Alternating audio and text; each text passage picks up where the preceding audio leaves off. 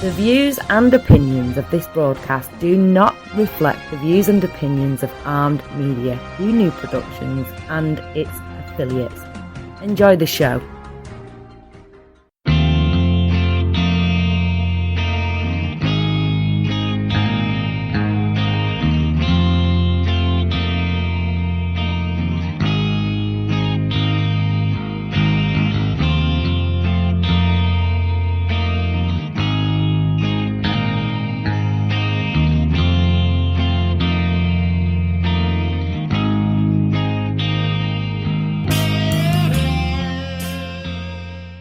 Hey everybody, thanks for tuning in. It's Tuesday night right here on Armed Radio, and that means you're listening to 2AT Second Amendment Talk. I am Daniel Sanders, and joining me as always is Rod Burks. Rod, how you doing this evening?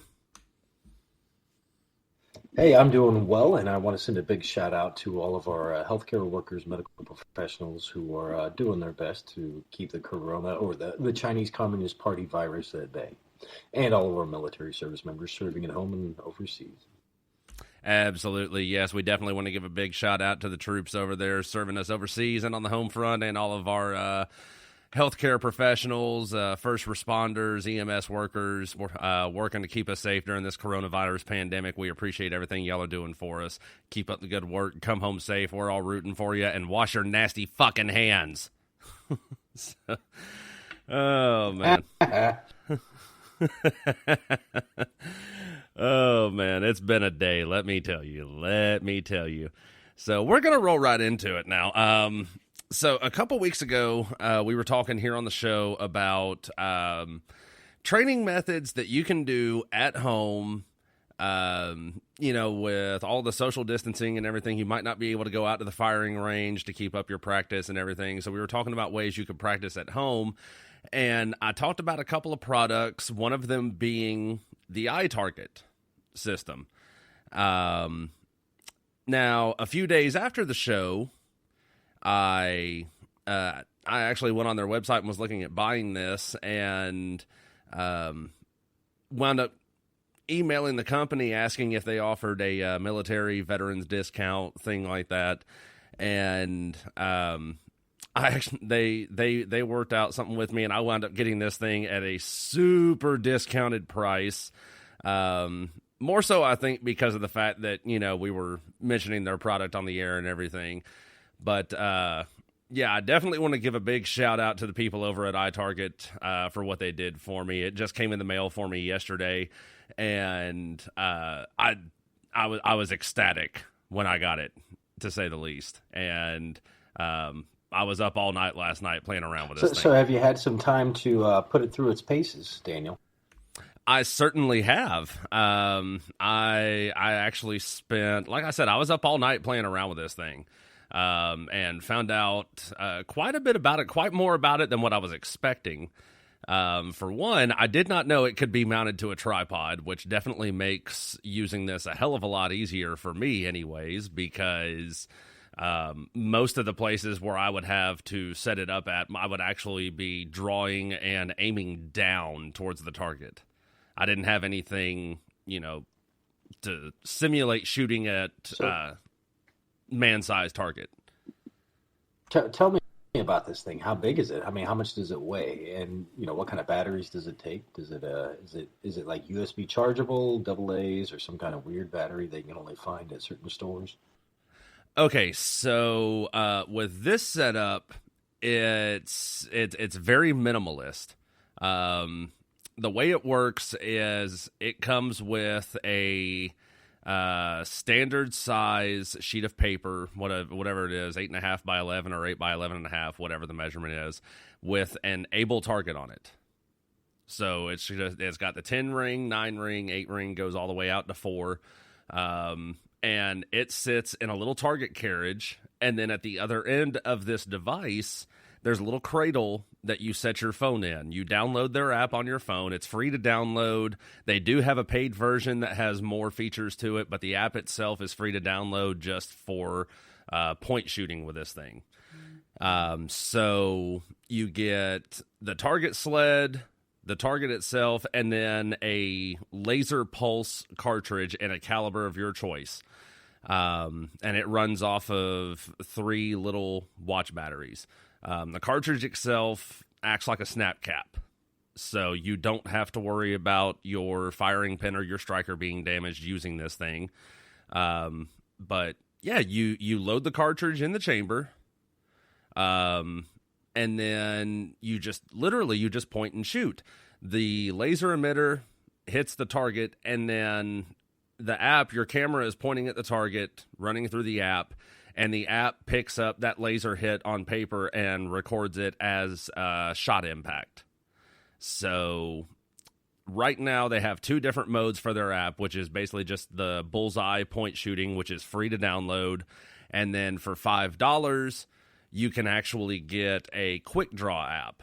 So you set a timer on it for however many seconds, and then you draw from the hip when you hear the buzzer go off, and it measures the time, your reaction time, plus it also measures your accuracy with it.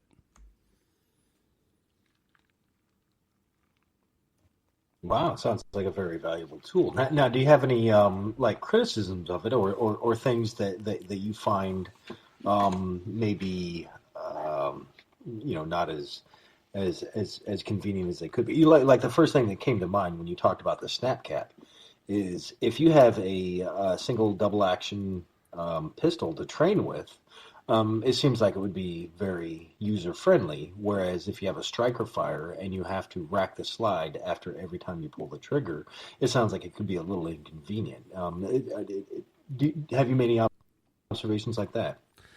I have. Of course, I'm using my Glock 19 training with this, so it is double action only, I'm sorry, it's single action only. So yeah, it's I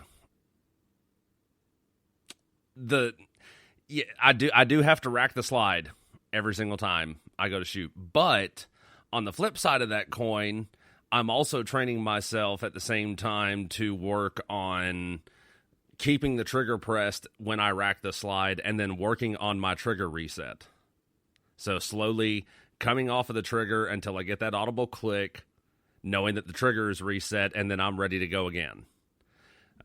You're not going to get the feedback that you are with live fire. That's a really good drill to help you improve speed and follow through. Yeah. That's good. So does the laser with your firearm and setup, does the snap cap laser, does it eject every time, or do you have a short stroke point where you can feel the sear reset without extracting or fully extracting and ejecting the laser? So this is a rimless cartridge, and it has rubber O-rings that help it stay seated and centered inside the barrel. So, I rack the slide full every single time, just like it would be if I was putting a fresh magazine in there and racking the slide. That's another, I think that's another good muscle memory thing that it's helping me with is when I'm loading a fresh magazine in there, I'm racking that slide back fully every single time. So I don't have to worry about, getting a short stroke and then not chambering around or something along those lines. Oh, wow. So these guys really have thought of it all. Man, that's a nice feature because, I've had snap cap or lasers in the past that weren't rimless, and so the extractor was pulling it out and kicking it to the side every time if I was using a striker fired pistol, whereas and that's why I said the single or double action type firearms were I found best to use with those types of things, but this sounds like it's a step above. Yeah, absolutely. This, like I said, this is a great training tool. And, even when we talked about it on the show a couple of weeks ago, I had never personally used one. I was going based off of what all of the reviews I had read about it, people that I've talked to that have used it, and all of the feedback about it was just beyond excellent. And now that I have one myself, I can honestly see why. aside from the Able target that comes with it, the app can also be set up for a BMod target.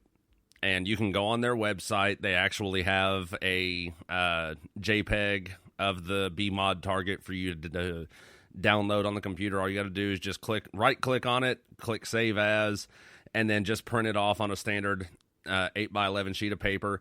It slides right down into the target holder, and Bob's your uncle. You're ready to go.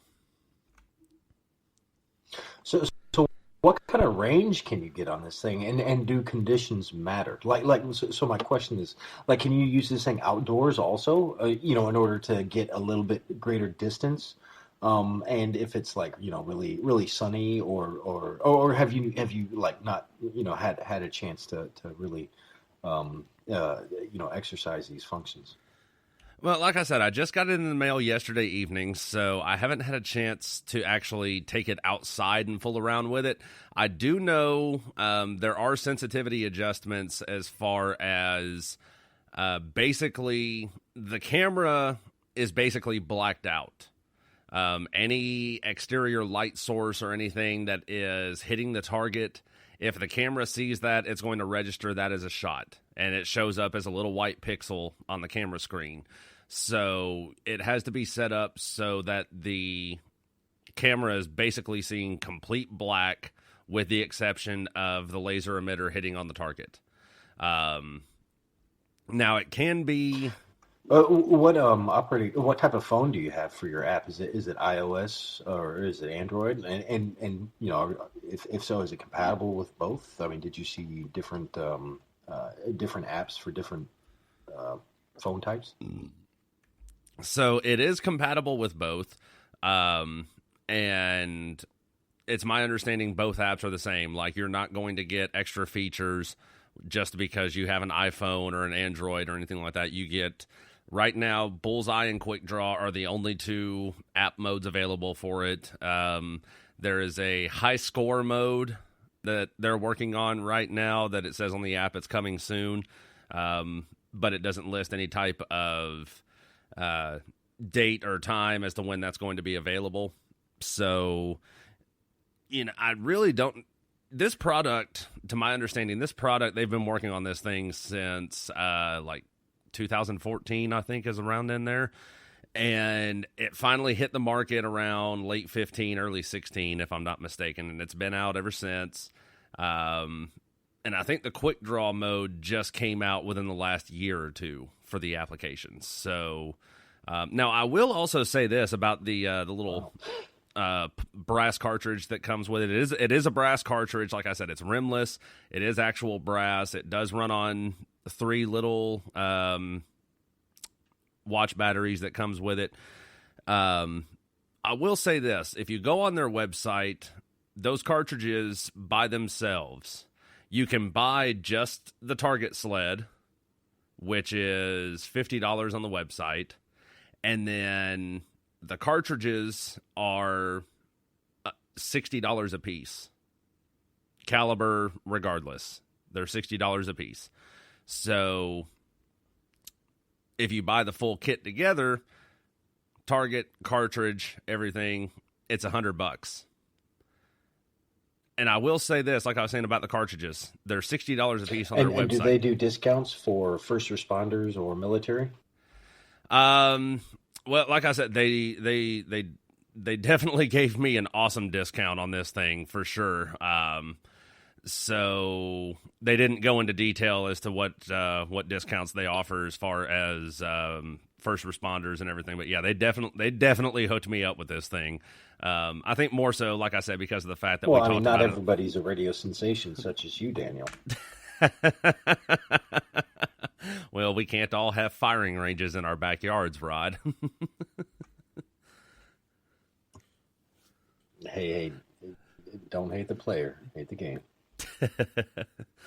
But yeah, as far as those cartridges are concerned, they definitely are the cheapest I have seen out of it. Like, Laser Light sells basically the exact same thing. It's a brass cartridge with a snap cap end that fires a laser pulse, so the laser doesn't stay on constantly. It's just, it strikes, laser goes off, and that's it. Laser light, they sell them for... So how do you, if it's rimless, how do you remove it from the chamber? So if you're using a handgun, I'll actually read to you off of the paper that came with it. It says, all right. When inserting the laser bullet into the firearm, always load directly into the chamber. Loading from a magazine may damage the weapon or the laser. If the laser won't go in all the way, try lubricating the rubber O-rings with some gun oil. To remove the laser, push it out with the eraser end of a pencil or use a cleaning rod if using in a rifle. Always remove the laser when done practicing. Pretty self-explanatory, I would think. Yeah, but I mean, if and here, follow me on this for a second. So, I'm always thinking of ways to protect the children in my family, and neighbor kids that come over and hang out and play and whatnot. Thinking of ways that I can increase the security. Because, you've heard the old adage that curiosity killed the cat, right? Absolutely. And everything from, a infant that can crawl, toddlers, all the way to teenagers. They're included in that curious cat category.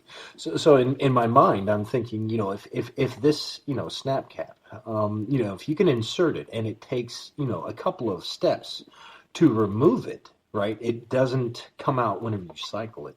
That it can be used to, and I'm not saying it should be your primary go-to security method, but if left in the firearm, let's say the child, does, gain access to the firearm. Well, even if they were able to insert the magazine, cycle the firearm, it would cause a malfunction. Rendering it basically inoperable. And I know that was a real rabbit hole, as an alternative use for this thing. No, I wouldn't call that a rabbit hole. You're a first-time gun buyer. One of the things you should think about is how you're going to store it. And if the answer is, hey, I'm going to store it under my nightstand, or I'm going to wrap it up in a old T-shirt and put it in a shoebox, you really need to think again. And that, maybe a safe isn't in everybody's budget. They do sell, economy, like single firearm safes, the ones that are about the size of a book. And they're not bad, but I think anything you can do that education absolutely would be my first go-to. But not everybody's kids have learned at the school of Rod Burks on the safe handling, storage, and use of firearms. Yeah, absolutely. And I would agree to an extent, because it doesn't take much to it doesn't take a whole lot of force to dislodge this thing from the barrel. Like I said, you've just got to have something big enough and bulky enough to fit down the barrel of your firearm, and then, just a good little push or pop on the end of it, and it's coming right out. So, I mean, if something happens, you leave the cartridge in there, something happens, you really need to get to it. We're talking, unless you're just losing your mind and fumbling around with it, we're talking 3 seconds to rack the slide back, pop the cartridge out, load a magazine in, and put a fresh round in the chamber. And I'm saying 3 seconds on the long end. Like, if I really wanted to push myself to it, I could probably actually dislodge it, magazine in, round in the chamber, probably under 2.5 seconds. Okay, well, I want to see some numbers. So I want to see you, you need to post a video of you, quote unquote, for getting it in there and then having to get it into action and to see how long it takes you. It's something you got to practice for sure, right?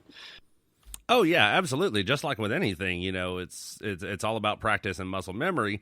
So I'd say, I'm giving myself, having never done it under a stressful situation and not putting in myself where I'm thinking I'm in a stressful situation to do it, I'm giving myself 3 seconds tops to extract the cartridge, put a magazine in, and chamber around.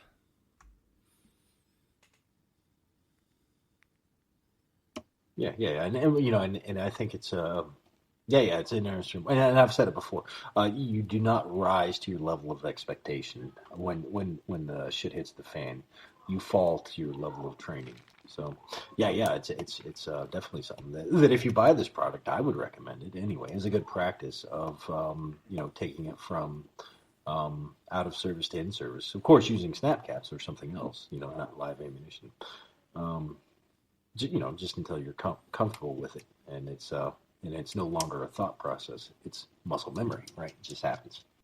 Yeah, absolutely. So, and like I said, I played with this thing all night long. I'll put it to you like this: you can definitely see a mark on the end of this thing where my striker was hitting it, just like you would the primer on an actual round.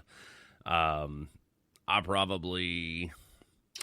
Oh, kind of like my kids whenever they were born. Yeah, exactly. I'd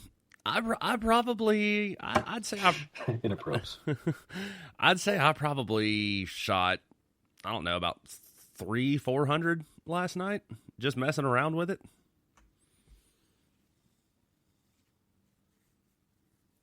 Now, so the question, you said it was available in like 5.56 and a few other rounds, or other caliber types rather. Can it be used also to like as a laser bore sight kind of instrument besides just training, Yeah, no, unfortunately not, because this is just a pulse emitter, so the laser does not stay on constantly. As soon as you hit the snap cat end of it, it blinks the laser, and I mean, it's literally like 3 milliseconds. You just barely see the flash. It's just beep, beep, that's it. Right, but if you have your point of aim, does it show you an actual point of impact, or is it more like a floodlight? So how does it? I guess how sensitive is it, right, to your sights, or do you have to adjust your sights to the laser? No, so like with my Glock, for example, I have just standard factory sights. I do not have adjustable sights on there. So my sights are true zero from the factory, which ironically enough is dead center of the target for me. So just like with, I'm sure you've seen the video of the guy who's, he's driving down the range and he pulls up on the target, he stops and he pulls out an AR pistol and he's got an ACOG or something on it. And his first round, he's more out to the side of the vehicle. He fires off. He swings in towards the front of the vehicle and fires a round off and ends up blowing out the side mirror on the driver's side of the vehicle because the barrel sits lower than the optic. It's the exact same way with the sights. I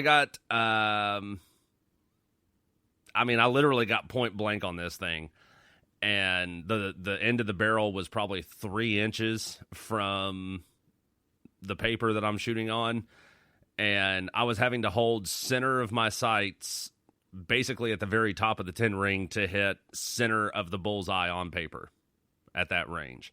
Because, again, the sights are sitting higher than the muzzle. Okay, so you answered my question in that you basically have to adjust for the laser that the app doesn't give you, at least in the free app anyway. It doesn't give you the choice to zero the laser, and I guess on the other hand, you could also use it as similarly a laser bore sight, in that, if you're trying to get a quick zero on, let's say you mount a new scope and you have, a long enough hallway, you could probably get close to 36 yards, 34 yards, maybe. And your point of aim, if you aim center mass and the laser is hitting, left or right, or maybe a little low, then you can make adjustments to your optic to get you a rough zero before you actually start spending money to confirm your zero. Am I making sense? I mean, does that sound like something you could do with this product?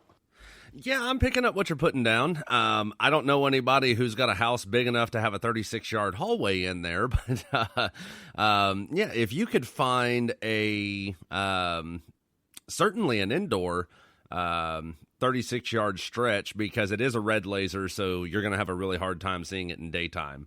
But yeah, certainly if you could find an indoor stretch of 36 yards and set up a BZO target for a 5.56 caliber rifle, then absolutely, yeah, you could zero that thing in at 36 yards and have yourself zeroed in at 300 yards doing it that way. Yeah, absolutely. Okay, so I guess your the functionality of this product, it may be limited by your imagination, and of course the environment that you're in. And realizing that the intent and purpose of a laser bore sight is to get you close, right? Because bullets don't travel straight like a laser. They travel in an arc, but they also corkscrew. I just learned this the other day. That the closer you are to the target, the more the round corkscrews after it leaves the barrel, right? Because you just put a spiral on this thing, so it's also going to kind of continue that until it actually stabilizes in flight. In the video graph, I wish I remembered it, the name of this, but basically they were taking a 22 caliber cartridge, firing it, and they were able to track it or whatever and graphically display that as it leaves the barrel, it starts a large corkscrew, and then eventually, and it was out to I think it was almost 30 yards before it stabilized. I mean, before that, between one edge and the other edge of the corkscrew, right, the top and the bottom of its flight was something like 2 to 3 inches. So it really kind of opened my eyes to the fact that all this time I kind of naively thought that, yeah, I knew they traveled in an arc, but I thought it was still pretty straight. So anyway, yeah, I guess I share that as my own lesson learned. And then if everybody else out there already knew this, then hey, you know what? I'm the last one to the party. Hey, the drinks are on me. Well, actually, what you're referring to, I think what you're referring to is the Coriolis effect is what it's called. And I actually have what the Coriolis effect is. Some of our listeners may know what it is from having played the first Call of Duty Modern Warfare in the sniping mission where you've got to take out whatever the bad guy's name is, and your spotter's telling you, you've got to adjust for range and drop, and you also have to take the Coriolis effect into account at this range. And what the Coriolis effect is... Well, Coriolis is like, in weather, it's what makes a hurricane, right, like turn to the right in the northern hemisphere and turn to the left in the southern hemisphere, right? I mean, that's the actual spiral or the rotation of the Earth, because we're all moving like 500 miles an hour towards the east. And that's for long range. What I'm talking about actually is like really short range. And there may be another name for it. But yeah, no, I'm sorry. I didn't mean to step on you with the Coriolis. But yeah, I didn't want to, confuse the two. Coriolis, very long range. The word that I'm missing can't explain the little corkscrew as it comes out of the barrel. Yeah, I'm gonna look it up real quick. Hang on. Okay, I'm picking up. Okay, that's what I missed out on. I apparently didn't hear you say when it's first leaving the barrel. So it's kind of the same effect as like if you take a spinning top or something that you're holding it in your hand and you spin it As soon as it leaves, it's not going to drop straight. It's going to immediately shoot off to the side somewhere. And then when it hits, that's when it'll stay straight. So, yeah, I pick up on what you're putting down now. That's, that was my mistake. I apparently didn't hear you say as soon as it leaves the barrel. Yeah, and sometimes I think things and imagine I said them. And my significant other is also guilty of this, but I probably am more so than her. Because I think things all the time. I just, I never miss an opportunity to keep my mouth shut. So I think I say things, having thought them, and they never actually transmitted. So yeah. Sorry for any confusion. Well, I mean, that's just our military training. We learned early on, hey, this sounds like a good idea in my head, but I'm going to keep it to myself because if I say this out loud, then my sergeant's going to rail me in the nuts for it.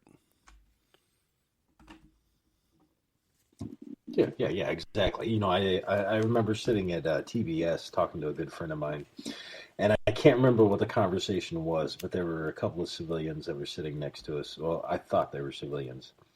And we'd said something, probably a little derogatory about the training. And one of the gentlemen said something a little bit loud. And I think it was directly aimed at us. And he said, never miss an opportunity to keep your mouth shut in front of a general. Of course, I didn't know he was a general, but anyway, that was one of the many lessons I learned early on in my military career was, shut the fuck up.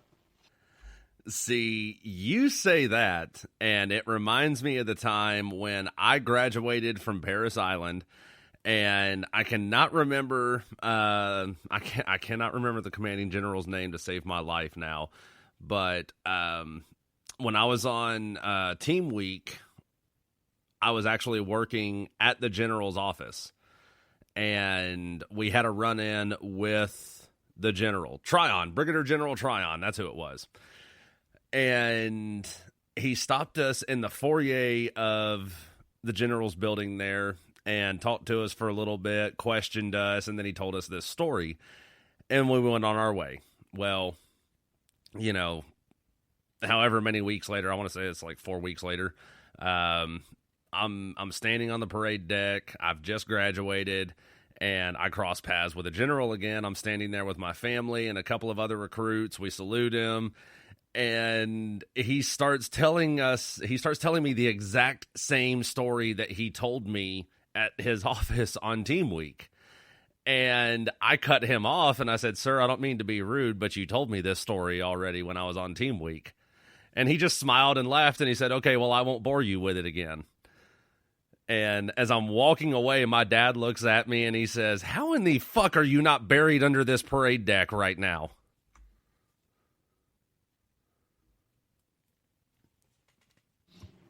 Yeah, it must have been a very, very generous general.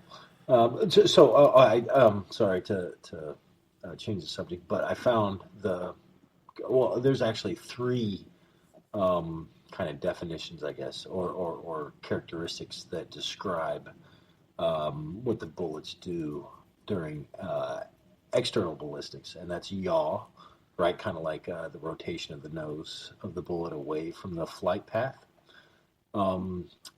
Precession is the rotation of the bullet around the center of mass, and nutation is the small circular movements at the bullet tip.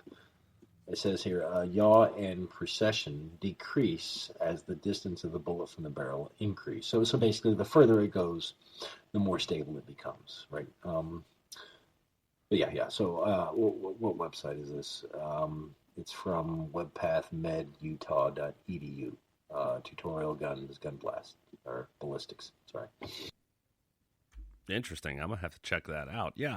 I've really gotten interested in ballistics and everything, especially since I got out of the military, and I've started focusing more on, how the twist rate on the barrel affects, what grain bullet you're using, so on and so forth. Like, we talked about a couple of weeks ago, you can't use a 55 grain bullet in a 1-in-7 twist, or else you're not going to have any accuracy with it whatsoever. Well, the higher the twist rate, meaning the lower the second number. So a 1-in-7 is very tight, whereas a 1-in-10 is pretty loose, and the ratio goes. And I'm not trying to insult anybody's intelligence, but it means that you have one complete turn, one 360-degree rotation of the lands and grooves in 10 inches of barrel. At least that's what I've been led to believe, right? So a 1-in-10 means it takes you 10 inches to make one complete circle, whereas a 1-in-7 means it only takes you 7 inches to make one complete turn. So a 1-in-7 is going to be a much tighter spiral. Like if you think of throwing a football, it's going to spin, on its axis much faster with a 1-in-7 than a 1-in-10. 1-in-7s are better for heavier grain bullets, right? And I'm not certain that a tighter spiral negatively affects a lighter bullet, but too loose of a spiral, right? If you're trying to throw a really heavy bullet, like a 73 grain 5.56, if you're trying to throw it down a 1-in-10, you're going to have a hard time getting consistent points of impact because the bullet's not spinning fast enough to really stabilize. So it's really going to be affected by, your other ballistic influencers, if you will, right? Whereas a tighter spiral, because that's why you shoot heavier bullets, because you want them to, really carry more of that energy. And also, for competition anyway, I like to shoot a heavier bullet because it's affected less by the wind, right? It takes more wind to cause a bigger adjustment, because that tends to be one of my weak points is estimating how much that bullet's gonna move based on the wind. I'm pretty good at judging range. It's just so if anybody has any TTPs out there on estimating the impact of wind on different bullets, I'd be more than happy to hear them. Yeah, like I know for us in the military, shooting the 5.56 NATO round, it's a 62 grain bullet, and the M16s and M4s that we use, they are a 1-in-7 twist.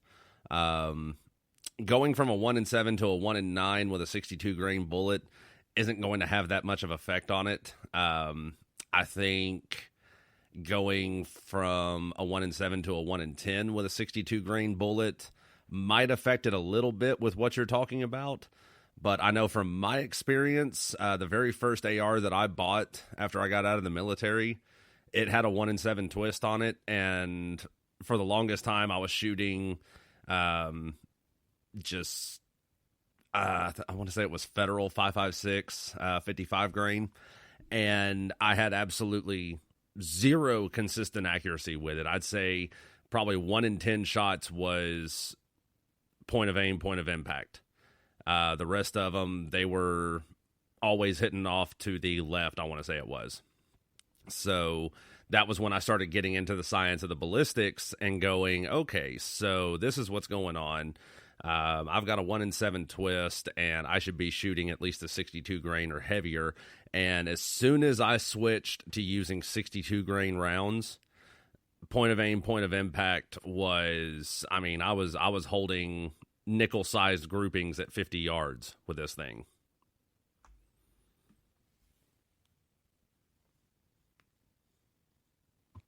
Interesting. Yeah. And I think absolutely that you've hit on a key point that not every rifle and ammunition combination works the same, right? Because for you may be shooting a 20-inch barrel, right? And I'm shooting a 10-inch barrel. if it's an SBR or whatever, or 24-inch barrel. So a different bullet powder combination may give me better results. So that's why I am all geeked out about reloading, because it really gives you precision. It's kind of like driving a 5-speed, right? It gives you more control over your bullets, and man, it's a lot of fun if you got nothing else to do, and you like the idea of weaponizing math. Yeah, reloading is definitely, I think, your thing. Now here's my caveat, right? My warning to those that are interested. When you get into reloading, you need to do it with a sense of purpose, without distraction, right? Leave like when I'm doing my reloads, I make sure it's either everybody's gone, everybody's in bed, the cell phone's in another room, because I always thought, oh, I keep meticulous records and I won't forget. And no, I'm telling you, if you get a little bit sloppy, you are absolutely taking a risk that you don't need to take. So make sure that whenever you get into reloading, that you treat it with the same respect that you would anything else. I don't know if there's any EOD guys out there, but I don't think that any of them would jump onto an IED being like, oh yeah, I've done this 100 times before. I think every time, if they care about their fingers and toes in life, that they would approach it with a healthy dose of respect, and I don't want to say fear, but yeah, respect what you're doing. Keep accurate notes, and I think it'll be really, really enjoyable for the people who are into that kind of thing. Well, I'm going to add on to that. I will say, certainly when it comes to reloading, you're dealing with explosive material, and I would say I'm gonna manipulate what you said just a little bit. Not a total level of fear, but just enough level of fear that it makes you respect what you're doing. Like you referenced the EOD guys, and I can't imagine one EOD guy that I've met in my entire life who's going to sit there and try to disarm a bomb while he's, scanning his timeline on Facebook or something like that. And it's the same way with reloading. You're working with explosive material, and like I said, that's just that certain level of fear, not enough to be afraid of it, but enough to respect it. So that way you don't end up in the situation where you've loaded too much powder or not enough powder, and you end up with a squib load or something along those lines, and it ends up becoming a dangerous situation later on down the road. Yeah, I mean, nobody wants to disassemble their firearm from the inside out. Funny story, just I think it was last week. I was going through and I was placing my primers into some 223 rounds, and these are 223 rounds that I had collected from a place I used to work called Threat Management Group. They do basically the military training for like either reserve units or Air Force, units that don't have a really intense operations training program. They kind of outsource it, right? So I was like, hey, yeah, this is a cool gig. They paid pretty decent, and they're like, yeah, you get to shoot all you want. So I'm like, yeah, sign me up. Now, so I collected all this ammunition now from the range after a week of shooting. So I have a 5-gallon bucket full of 223 5.56. And I was going through and I'm I've cleaned the brass, I've decapped them, punched out the old primers, cleaned the primer pockets. But what I failed to pay attention to was so the 5.56 the military use has to be waterproof, so their primer pockets are crimped. So really the point is that the tolerance, right, the opening for the primer is a little bit smaller after you've kicked out that old one because of the crimp. So Anyway, to make a long story short, I was trying to place the primers, and I'm just trying to move through them, right? And some of the rounds, I took a quick scan. Most of them are Remington 223, which means that the primers are going to fit in no problem. But I did end up with some like the XM, X meaning not, but made for, meets the same criteria, the standards. 855, that's the M80 855 ball round. And I may be off a little on the numbers, but basically it was designed for military green tip ammunition. But this is just the brass, right? So I can't tell the difference. It all looks the same. So I'm pushing the primer in, and I noticed that hey, you know what? This shell casing, I pushed the primer in. It's not seated all the way because I can't pull it out of the shell holder. So I put it into the primer tool. I push down on a lever, and the lever's attached to a basically a spring-loaded piston that has a primer sitting in the middle. So as the spring is compressed, the primer enters the primer pocket, and it seats. So I can't pull it out. So that means that the primer is sticking out enough that it won't clear, and so it wouldn't have worked in a rifle anyway.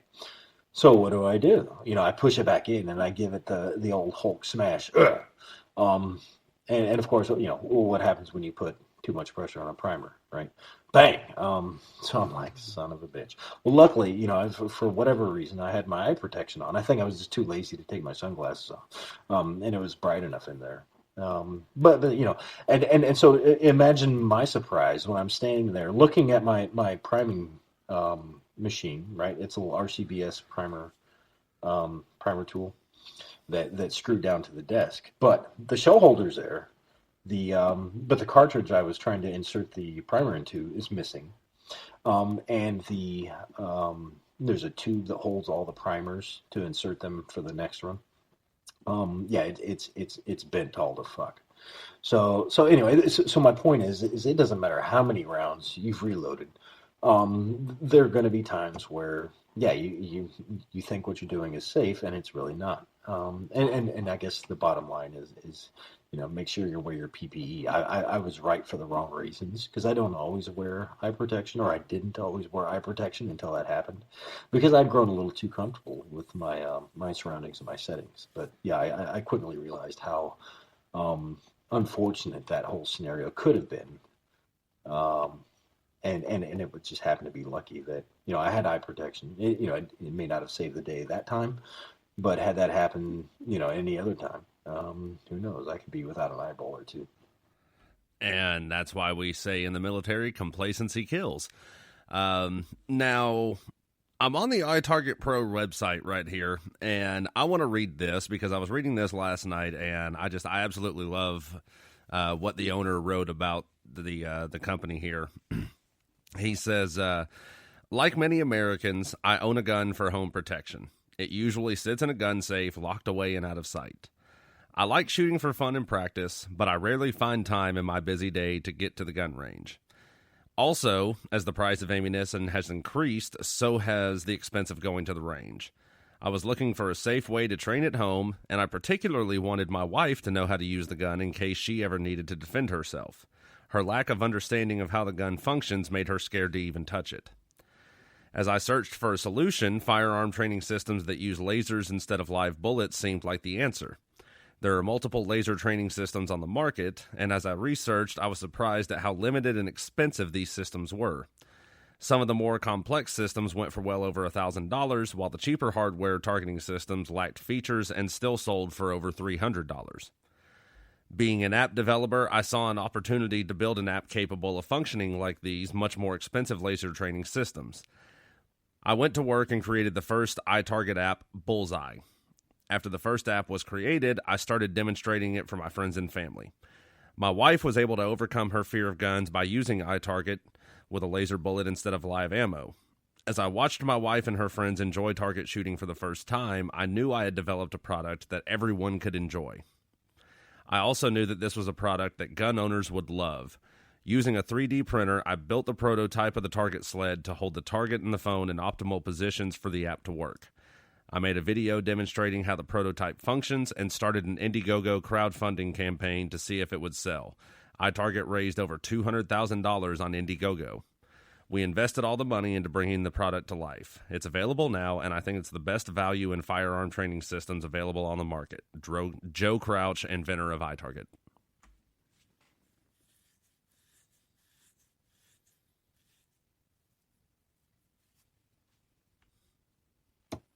Yeah. Wow. Yeah, like I said, I fooled around with this thing all hours of the night last night, and I agree with Joe. 100% I agree with him. I could see how using something like this to take somebody who's never handled a firearm, who's afraid to handle firearms, I can't tell you the number of women that I've dated that I've taken to the range that, you've seen the video of the girl who's shooting the Desert Eagle 50 cal and the recoil causes the gun to kick back and smacks her in the face.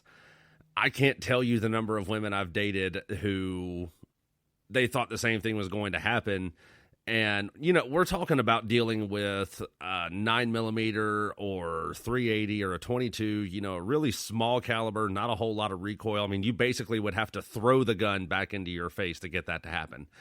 So I could see how something like this would be a great tool for taking somebody who has never handled a firearm or is afraid to handle a firearm and get them comfortable with knowing how the basic function of the firearm works. Yeah. I mean, if you're trying to teach the fundamentals, right, like there's no better place to start than in a low stress, low impact environment. So yeah. That's why I've always been a huge advocate for suppressors, because they take the noise out of it, so that you can really you have the benefit of not having to use ear protection. So whenever you're giving good and wholesome instruction, it's easily and readily heard. Whereas if you're shooting like I'm sure you can hear the difference between a 22 and a 308, right? I mean, like the 308 is deafening. I mean, it causes pain if you're close enough to it without ear protection. And I'm not saying 308 is the only one or even the loudest, but I'm just using it as an example. So if you can really bring those decibels down and kind of reduce the things that cause stress, or people to really take the attention off of what's important, and that's one, safety, and two, fundamentals, right? And I think safety is fundamental. Like even teaching children, like children oftentimes learn from what they see. So if if they see somebody, playing with firearms, or what they would perceive as playing, right, or not exercising muzzle discipline, muzzle awareness, like finger discipline, finger awareness, keeping it pointed in a safe direction at all times. I mean, these go hand in hand. So that is really the key that you want to push, or you want to teach, or learn, if you don't already know. Before getting into the nuances of marksmanship and ballistics and whatnot. Yeah, it's kind of like, anytime you rent a car or you get into somebody else's vehicle, for the first time, it's probably a good idea to familiarize yourself with how do you turn on the goddamn windshield wipers. I don't know how many times I get into my fiance's car and I'm like, shit, it's raining. I can't remember how to turn it on. One of the biggest issues I always had with, I drove a Chevy S10 for years, and it had a column shifter on it. And I can remember I'd go to get into my mom's car. She was driving a Ford 500, so the gear shift was, down on the center console. And I can't tell you the number of times that I would reach up to grab the gear shifter in her car and yank down on it, and the windshield wipers come on.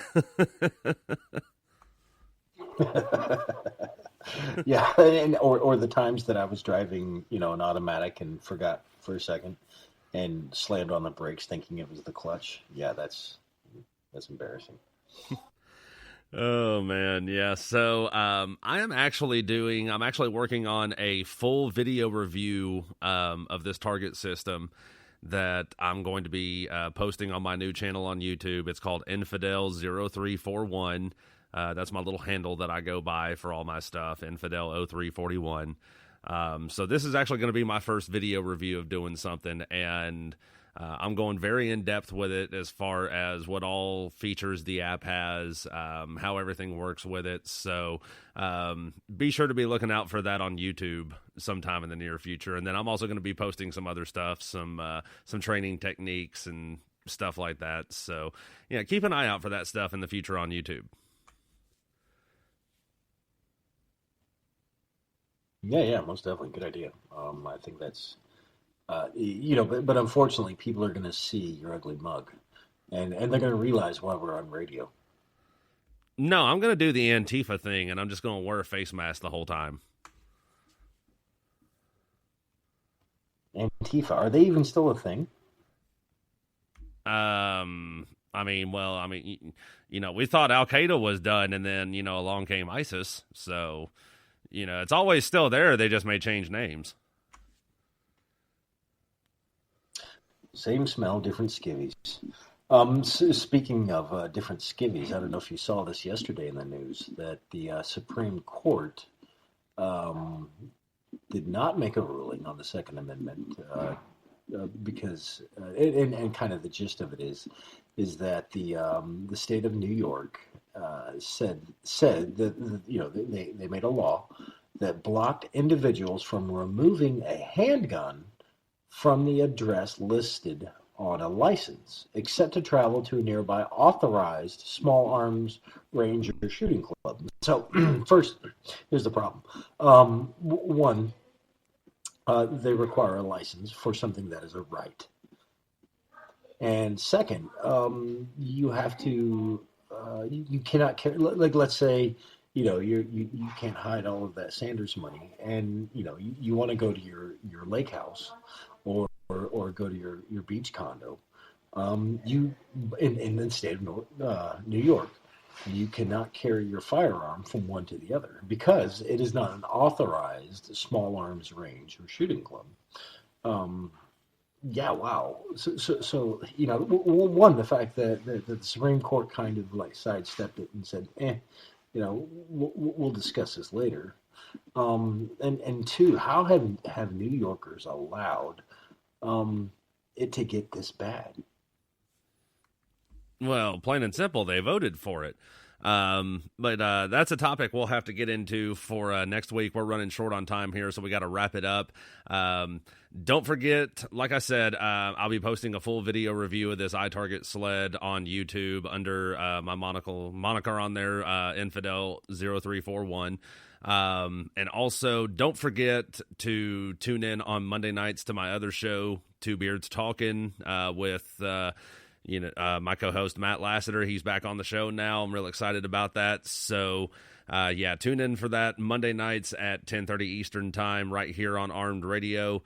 Again, we want to give a big shout out to the troops, to the men and women serving overseas and on the home front. We appreciate everything y'all are doing for us. Keep up the good work. Come home safe. We're all rooting for you here back home. And a special thank you to all of the medical personnel, EMS, first responders, everybody taking care of us during this coronavirus pandemic. We appreciate what y'all are doing for us. Absolutely. Rod, I got nothing left. You got anything for them? If you can't be good at it. Absolutely. And don't forget to wash your nasty fucking hands. So yeah, this has been a good show, and I'm looking forward to getting into what we were just talking about next week. That's going to be an interesting topic. So be sure to tune in for that. This has been Daniel Sanders for Rod Burks right here on 2AT Second Amendment Talk. Thanks for listening, everybody.